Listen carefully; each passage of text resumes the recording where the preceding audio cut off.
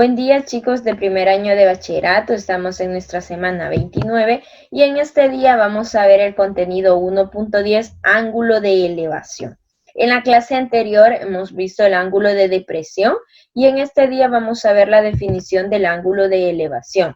Dice, se le llama al ángulo de la horizontal a la línea de visión cuando una persona está mirando hacia arriba. A eso se le llama ángulo de elevación. Acá tenemos un muñequito y él desde su mirada fija una horizontal, y como él está observando en este caso esa avioneta, en ese caso el ángulo cuando eleva su rostro, el ángulo que él está formando, a eso se le llama ángulo de elevación, ¿verdad?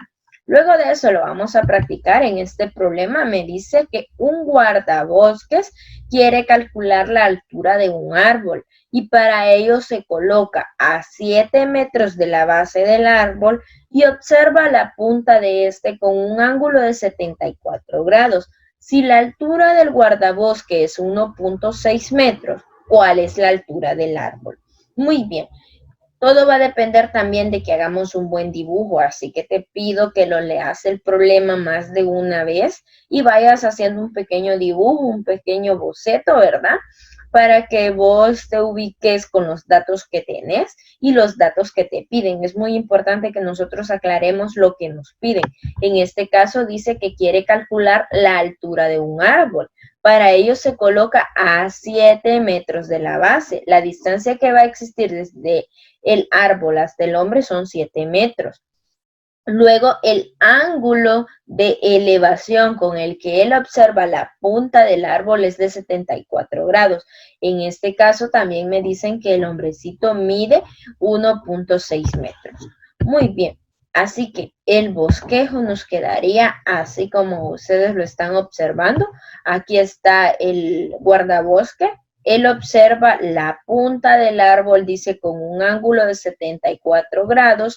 La distancia que existe desde el guardabosque hasta el árbol es 7 metros. Me preguntan cuál es la altura del árbol. Si vos te pones a pensar desde donde él fija su mirada, desde ahí, de que es este punto B al punto C, es un cateto, el cateto opuesto respecto al ángulo de 74 grados.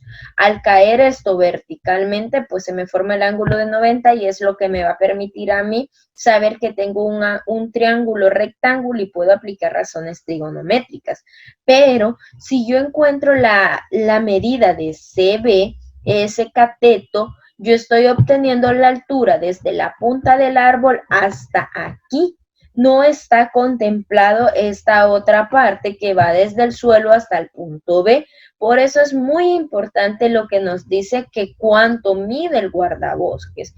Porque si te fijas, desde este punto hacia abajo es específicamente la altura del guardabosques. Entonces yo al cateto opuesto le debo de sumar la altura del guardabosque para obtener la altura final, la altura total del árbol, ¿verdad?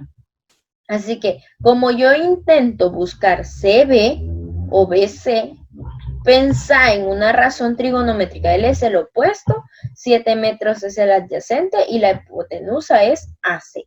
Pensá en una razón trigonométrica que te relacione en este caso opuesto y adyacente. Entonces vemos, seno es opuesto sobre hipotenusa, no me funciona. Coseno es adyacente sobre hipotenusa, no me funciona porque yo ando buscando CB.